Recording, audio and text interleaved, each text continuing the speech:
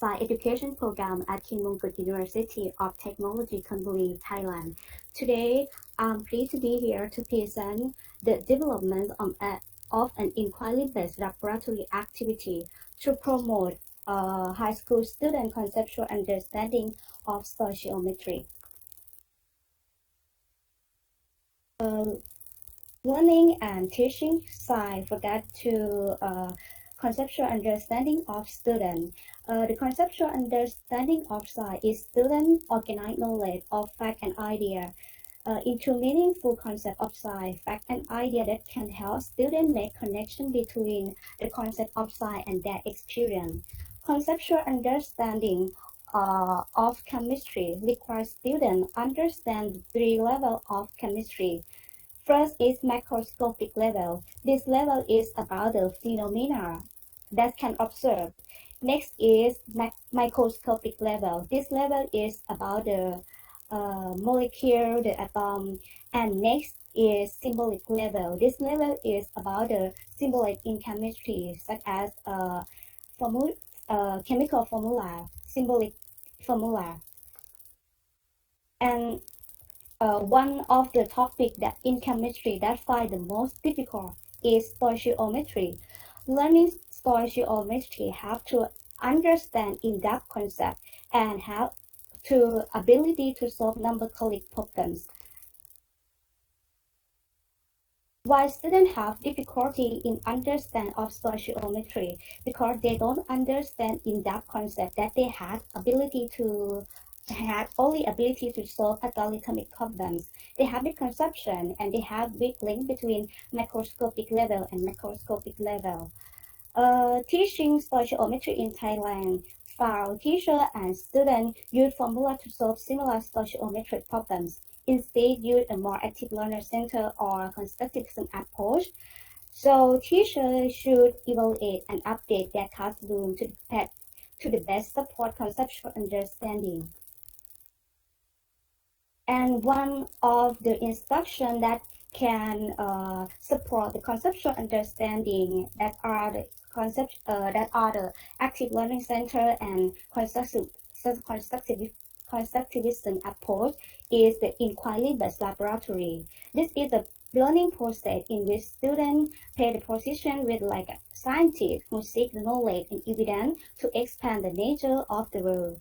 Let's see about the level of inquiry-based laboratory. It's separated into 5 types: traditional hands-on, structured inquiry, guided inquiry, open inquiry, and ordered inquiry. Each type can improve the self-esteem of students from lowest to the highest level. And next, let's see about the stoichiometry laboratory in a standard textbook in Thailand. The textbook in Thailand provide the purpose, the bacteria, the chemical, the problems, the procedure, and analysis like a cookbook style. And students can conduct the experiments step by step from the textbooks, and sometimes they do the laboratory without thinking or planning what they should do and why they're doing it. And for all of the problems that I found about the stoichiometric problem that students have difficult to learn, they lack understanding, they have only ability to solve algorithmic problems, and the inquiry-based laboratory that can develop strong conceptual understanding. That's the reason why I want to develop inquiry-based laboratory activity to promote conceptual understanding of students in stoichiometry. And research question is, can the develop inquiry-based laboratory activity promote getting student conceptual understanding in stoichiometry? The participants used in this research is 22 grade 10 students in Science and Mathematics program at Saksana School in Bangkok who enrolled in chemistry course. Let's see about the develop inquiry-based laboratory teaching plan. This thesis conducted during the COVID-19 situation, so the activity switched to the online class, and the teaching plan consists with 5 steps. First step is problem defining. This step, the engaged problem will give to a student group, and next step is exploration. This step, student research proof to design the experiment and to solve the problems. Next step is design experiment. For the design experiment, the group of students uh, brainstorm about the information, and they have to classify, identify the objective, hypothesis, equipment, chemical, and experiment process.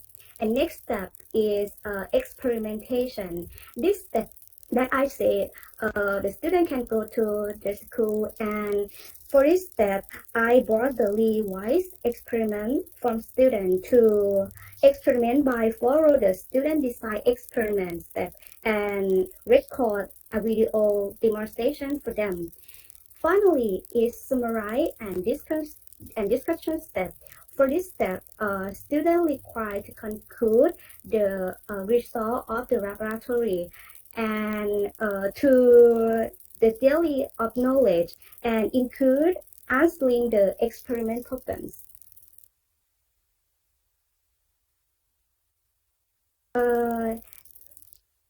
And the two-tier diagnostics test was used to identify the conceptual understanding of students. The classification criteria of student answer divide into 5 levels. First is sound understanding, partial understanding with specific misconception, and no understanding, including using semi-structured interview to gain in-depth information about the conceptual understanding after the implementation. And next, we are going to the finding and discussion. This table is the result of pre-test and post-test score. The analysis of mean comparison showed the average post-test score was significantly higher than the average pre-test score, which was specifically different at 0.05 level. And let's see about the normalized gain score indicate the or off topic on stoichiometry student at a high level. The topic in stoichiometry, which are the relationship between mole ratio and coefficient in a chemistry equation, limiting reagent, calculation in chemical equation, and percent yield. And next, we are going to this degree of conceptual understanding. The pre-test show most of students have no understanding, and after implementation, still most of students have sound understanding. The sum of sound understanding and partial understanding of p-test is 76.52%. That meets the criteria, with the criteria not less than 70%. And this is a conceptual change. The result found students have sound understanding with partial understanding increased 66.49%, especially in the percent yield. And found the students have specific misconception with no understanding decrease 75.09%, especially in calculation in chemical equation. Interesting, some students have partial understanding with specific misconception. That changing the concept is difficult for some students, despite having passed the experiment, but students still tend to keep a misconception. And next, we are going to the result of the interview. In this part, I will divide that into each topic. The first topic is the relationship between mole and coefficient in a chemical equation. The student respond. The experiment gives me more visualization of what the molecule was. This is show the student can relate the experiment to the concept. And next is the limiting reagent topic, and this topic is also student can relate the concept to the experiment. They say in the experiment hydrochloric acid run out first because the calcium carbonate was added, the remaining calcium carbonate remained in the fat. And next topic is calculation in chemical equation. The in this topic, in defining the problem defining step and conclusion and summarizing step, students have to calculate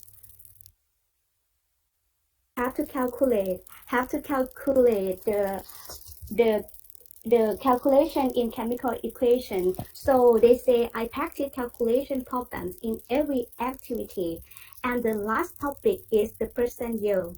For this topic, for the calculation and summarizing step, students also ask why is the result in each experiment not equal to the calculation. So this question could be utilized to guide students on the percentile concept. And finally, conclusion. An inquiry-based laboratory was designed to promote high school student conceptual understanding of stoichiometry, cover 4 topics: the relationship between molecule and coefficient in chemical equation, limiting reagent, calculation in chemical equation, and percentile. The findings indicate that the inquiry-based laboratory can promote high school student conceptual understanding of stoichiometry, and moreover, students could perceive the laboratory activity that visualize how the content knowledge of stoichiometry was related to experiment and facilitate them to gaining in-depth understanding of the topic. Thank you for your attention. Thank you so much. Very interesting topic, inquiry-based learning in chemistry, really good. Does anybody have any question for our presenter?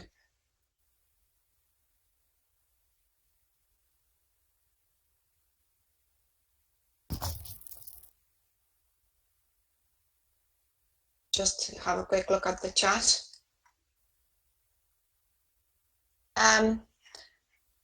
Can you please tell us how exactly did you say that this was during COVID times? Yes. Can you explain a little bit how the whole organization of the lab worked, if you don't mind? The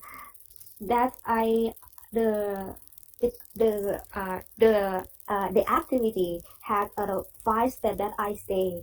At first, I used the Zoom application to teach students. And the first step, yes, I give the pop-up to students, and then student I bake out room in the Zoom application. They can bake out room into each group, and student they can discussion about the design experiment.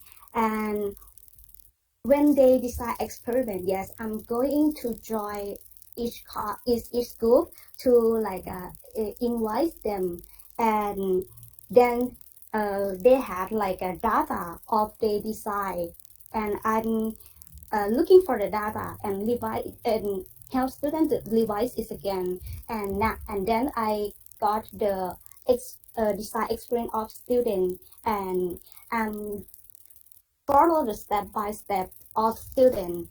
Yeah. And Very let's good. watch the video to them. Yes. Very good. Very good. Thank you. And how are you planning to continue with that? Was this just a once-off, or are you going to continue with inquiry-based laboratory? You mean going to continue like art like this? Okay. I think it's quite good because uh, even though students they miss skill about the laboratory, but they gain about the design experiment. I think it's very useful, and yeah. Very good. Thank you so much. Anybody else a question for our presenter?